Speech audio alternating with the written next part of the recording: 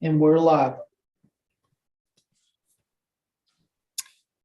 Good morning, everybody. It's 10:01 a.m. and we are calling to order State Board of Elections this Tuesday, March 21st. I'm going to start by calling the roll in the order that I see some folks on the screen, and then we'll call in members who are present at the office. Member Brown. Member Michael Brown, Jefferson County. Member Lane. Good morning. I'm Lynn Lane, retired clerk from Ballard County. Member Skolnick. Corey Skolnick, member Jefferson County. Member Johnson. Jerry Johnson, member Franklin County. Member Lewis. James Lewis, retired county clerk, Leslie County. Member Chandler. Ben Chandler, member Woodford County. Do we have any members at the office? Yes, Deanna Brangers, member Jefferson County. Okay, very good. We have a quorum and we'll proceed. So first, we need to approve the minutes from our last meeting on March 2nd. Do we have a motion for that? I'll make that motion. Second. Any discussion? All in favor, say aye. Aye. Aye. Any opposed? Ayes have it. So first, we have some replacements to make to county boards of elections in Mercer, Davis, McCracken, and Trigg counties. Karen, could you help us with that? Yes, sir. Thank you. In Mercer County, this member, the Republican member, resigned, and SBE recommends for approval, well, actually for ratification, Courtney Brooke Williams as the Republican member to replace the member that has resigned in Mercer County, and this one would be for ratification. Would you like me to take them one at a time or do four? The other three are temporary replacements. I think we're good to do them all at once. Are you all? Yeah. Okay, let's go through the rest, Karen. Okay, the second one is Davis County. They have requested a temporary approval for a Republican member. He is going to be out for the period of March 23rd through May 23rd. And we are asking that Brian Key Term, temporary replacement for that period of 2 months in Davis County. McCracken County, they also have requested a temporary approval for their Democrat member who is asked for a temporary leave of his duties effective May 13th through May 30th. And of course, both of these fall during the primary.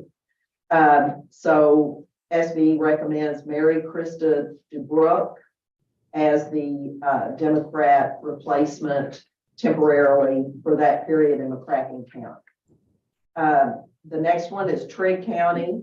It is again for temporary approval. Trigg County's Democratic member has requested a temporary leave from his duties effective May 8th and through May 25th. And SBE recommends Janice Colwell to be the temporary replacement for Trigg County's Democrat member during that period of leave. Do we have a motion to accordingly approve and ratify these requests by these respective county boards of elections? I'm sorry, by these respective county political parties. So moved. Second. All in favor, say aye. Well, first, is there any discussion? Seeing none, all in favor, say aye. Aye. Any opposed? Ayes have it. I do want to also mention, if I may, Mr. Secretary, Mr. Chairman, that we have received 2 requests for removal of the member representing their party on the County Board of Elections. And I would respectfully like to bring these before the board on April 18th. maybe with your approval with that and the board's approval. Have you received some kind of correspondence from these county parties? Yes, I have, and Okay. I will get that out to the board right away, so there'll be time to look at it before the 18th. Thank you. April 18th meeting, assuming that's our next regularly scheduled meeting, and assuming it's that day still. Thank you.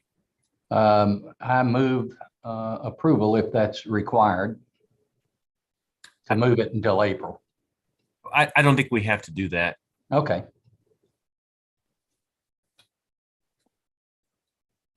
Okay, next item is approval of additional precinct officers. Karen? Thank you, Mr. Chairman.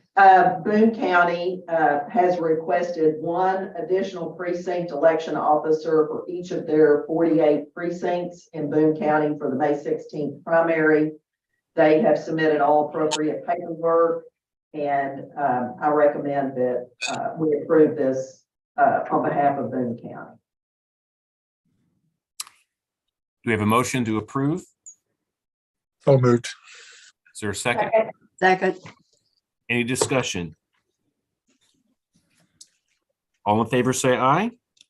Aye. Aye. Any opposed? Okay, moving right along. Ms. Pointer, we're ready for the financial report. Good morning. So Morning. on page 17 and 18, there is nothing that particularly needs to be of note.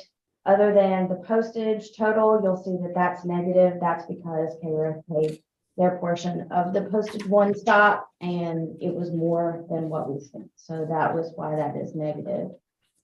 Page 19 is your election security ledger, and we did receive and were awarded the $1 million for election security funding. However, that didn't post until March, so you won't see that and that deposit until next month.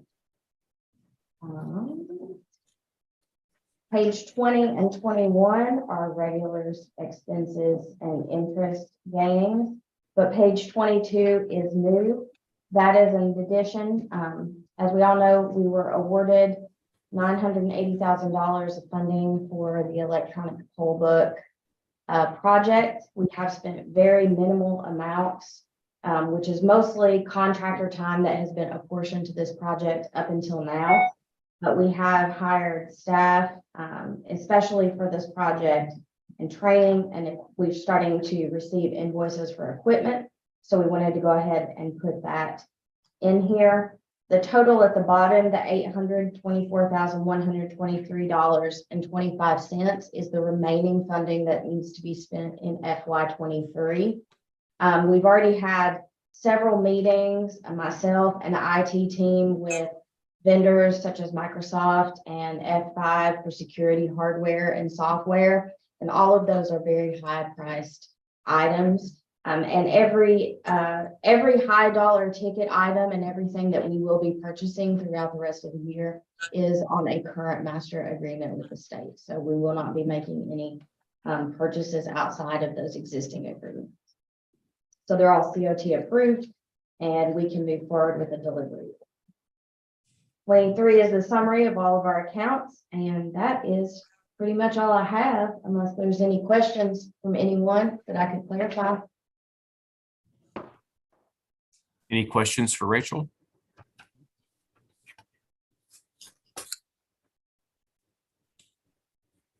Okay, do we have a motion to approve the financial report as submitted? So moved. Any second? Second. Any discussion? All in favor, say aye. Aye. Aye. Any opposed? Okay, thank you, Rachel. Thank you. Number 6, review of and vote on MOA reimbursement to Knox County for voting equipment. Knox has 30 precincts. They've requested $16,120, and the recommendation is to provide that amount. Do you have anything else to add on that, Karen? Yes, this is, I'm going to defer to Rachel on this. This was back from the Title II HAVA funding, and I'm going to let Rachel, this is not part of the funding we did with the 2,500 per precinct.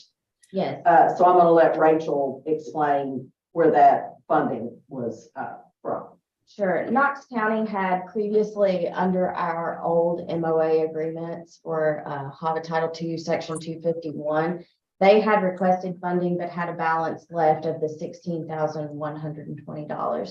They have purchased, in the past, they have purchased print-on-demand systems and now are requesting the remaining of the original MOA balance to be provided towards that.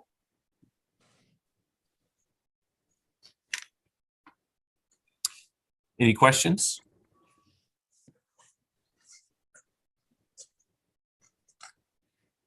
Do we have a motion to approve? Is So moved. there a second? Second. Any discussion? You can tell I've been watching the General Assembly, can't you? Hearing none, all in favor, please vote aye. Aye. Aye. Any opposed? The ayes have it. Thank you. Okay, I see Stephanie Schumacher here on behalf of the Kentucky County Clerks Association. Welcome, Stephanie. The floor is Good yours. morning, Secretary. Thank you, members of the board. I guess just an update from Clerk World. Last week we had reapportionment training. Taylor, Karen, and Richard were kind and generous enough with their time to come and help train us on that. So this is starting in May. The clerks will be redrawing magisterial / county commissioner lines based on population changes from recent census numbers. And then with less than 2 months until the primary, we're all kind of getting into that election mode. So with so many new clerks, again, the state board will be at training in April to offer training, especially for those 26 new clerks who maybe have not been through an election as of yet. So otherwise, I think everything's going well. Poll book training is also underway for those clerks that went with a new vendor, and I've heard really good feedback from that. So that's all I have, Secretary. Can I ask a question? Yes, sir. I know you and KCCA and various individual clerks were really concerned about the timeline for e-poll book receipt and training. Do we feel like we're in a good place with that? I do. So just speaking from my county, I have not yet received my poll pads. I know they've been ordered in our delivery, but the vendor I'm with is No Ink. But they have been proactive and have been offering training even prior to us receiving the devices. And the training's been excellent. It's been in highway districts, so it's a smaller group of clerks and deputies. It's focused on train the trainer so that we can come back and train our poll workers. And I think it's going to be okay.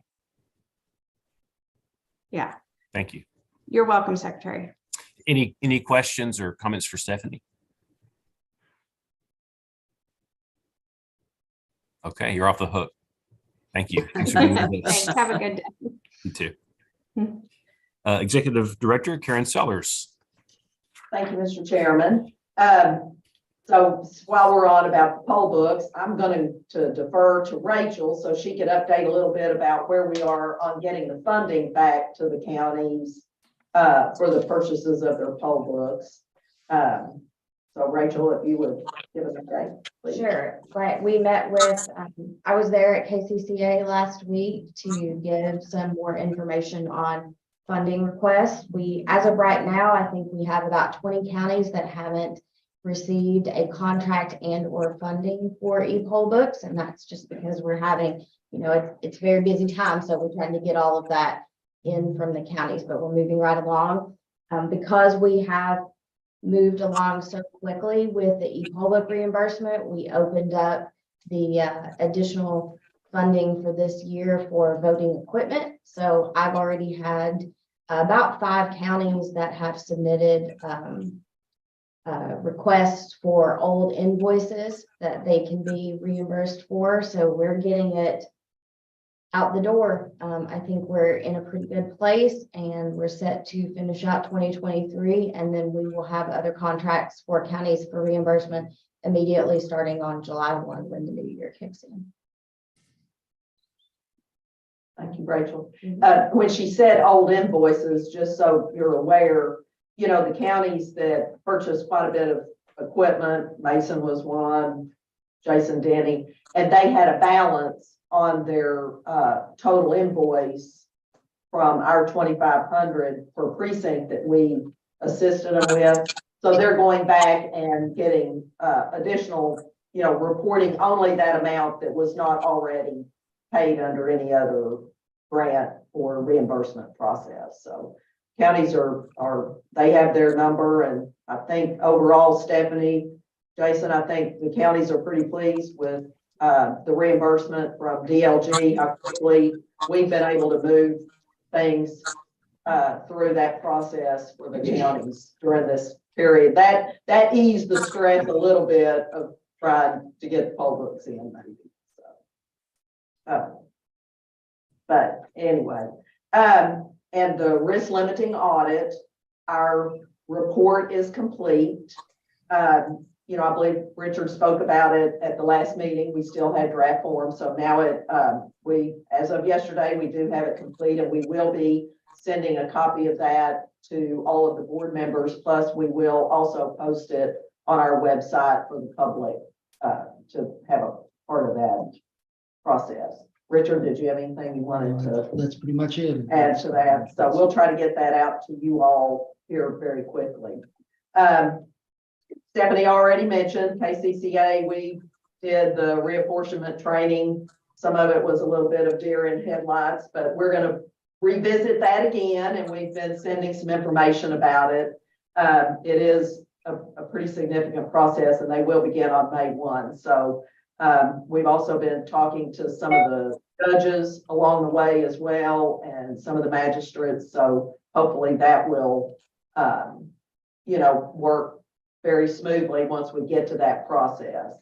I am going to ask Rachel or Richard to just touch on the Cradle Point process that we're in to get the Cradle Points delivered to the counties from the grant that the board, you know, approved recently that we're working with Fayette County on. So I'll turn it over to one of you all. Richard. Fayette County awarded the contract to Step CG and for 366 units with 3 months of service so that we can get through the May primary, and then we'll go from there with figuring out. But we're finalizing the list of which counties are in need of those, because with the poll books, some of them purchased wireless e-poll books that already had a connection service built into their plan. So we're kind of making sure that we don't send these out to counties that have already purchased another solution to their problems, but they'll be sent and used in the counties that have the connectivity issues that we've seen in the past with e-poll books, so we don't have that problem going forward. Like I said, this list will be finalized this week, and then the Step CG is already committed that they'll be deployed within 30 days. So by end of April, we'll have all of those out in the counties and ready to go. Let me just jump in here and say how grateful I am to the staff and the members. This has been a lot of work over 2 years to get this done. This is really good news. It's being paid for by our federal partners. So this is a really good deal for all of us, the whole state. Thank you all. It did take a little bit of time, but it's moving now. So they should have them all in place. Any counties that need them by the 16th of May. So, and thank you, Mr. Chairman. One thing that I wanted to not forget is we did submit an application for the $1 million HAVA award. Rachel, we worked with the secretary on getting that paperwork completed and applied for. I believe we did send to the board that we were approved for that, and I believe we do have that that grant has been awarded to SBE, and thank you, Mr. Secretary, for making sure we could get that all done timely. So, If I could also interject here as well, this is additional federal funding coming to us. And I worked with the staff to come up with some categories for how we would proportion that out. What we agreed to is the majority of the funds will go toward the voter registration system. Some remaining funds will go toward counties to upgrade their equipment. And then we've also earmarked $120,000, I believe it was, for voter education. The way that will be spent as we get closer to November is some sort of working group will be composed. I'll be on it. Members are welcome to be on it as well. My staff and the board staff work together the way that we did in 2020 when we did something similar. Part of why the 2020 election went so well is because we had a voter education budget and we promoted early voting. We did so in a way that was across various media to reach various constituencies to make sure the message was out about the voting options. It was done in a completely nonpartisan way that didn't benefit one side or the other. And so the hope is to do that again. I do think one of the ways that we can prevent long lines at the polls on Tuesday is to have more people showing up before Tuesday on the early voting days. And so it's a modest amount of money. It's a lot less than what we had in 2020 when all the federal spigots were on full blast. But I think it'll be enough for us to target constituencies that maybe aren't aware of the early voting option. thank you, Mr. Chairman. And I think that will be a big help in doing some voter education, because we haven't had, the funds to do it since 2020. So this will afford us that opportunity. I did want to also mention that some election legislation was approved by both houses last week. House Bill 302 had a House Committee substitute and a floor amendment number 6. I just thought I would briefly go over what those areas are that are part of what's important to the election. There are some other things in there that aren't necessarily, they're, campaign finance, et cetera. But one of the areas that has been addressed in this bill, which is now on the governor's desk, is the Attorney General will now establish a uniform procedure and a timeline to follow when they select when they randomly select 12 counties to do their independent inquiries. Also included in that language will be making sure that the findings are provided as well to the clerk, and not only to just the grand jury. And so I think that was, good to clarify that for particularly for the clerks. And then there was a piece in there about parking spaces available at a location, and a determination that the location has sufficient parking. That was something that was of concern in 2022. So that language is in here, and that would be part of the voting plans. Another piece is there was a compromise on the Senate floor amendment that the State Board of Elections would review the plan. The Secretary of State would retain veto authority over any petition that was approved by the State Board of Elections. But after consideration, SBE does have the power to override a veto of the Secretary of State by 3/4 of an affirmative vote. So that was a piece of that legislation. Also, there is a change to the person who is lawfully registered to vote but is then convicted of a felony offense and has not previously restored their voting rights and knowingly votes or attempts to vote shall be guilty of a Class D felony. That is also part of this election bill, and a change to that. Also, there was electioneering shall not be conducted at any voting location any of the days that are in-person absentee voting is conducted. That was And that would be from the location, the building, the location within 100 feet of the entrance to the building. The in-person portion of voting was not part of the original 100 feet that is only on election day.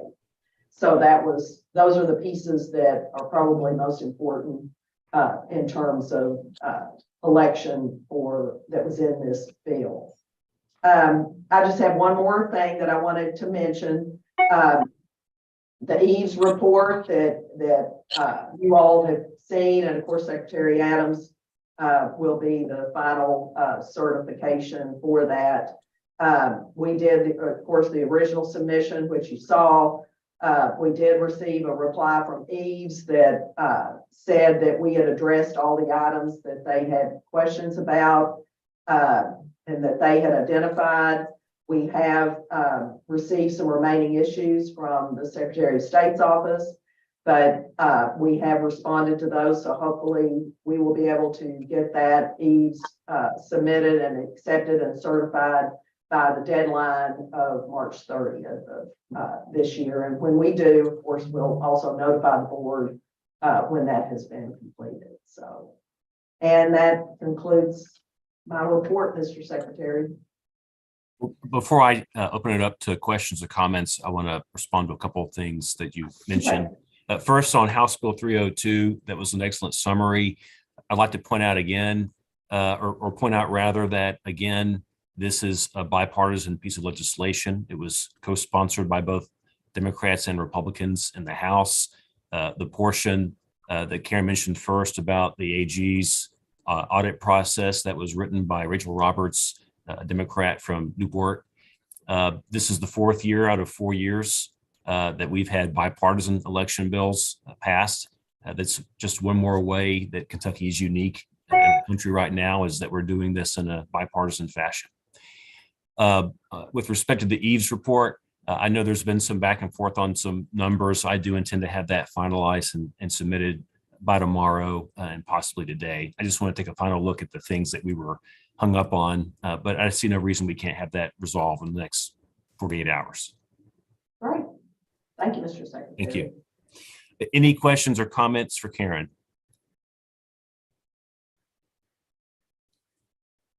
Okay, thank you, Karen. Thank you. Do we have any other business before the board today? Not that I'm aware. We are going to skip item 10.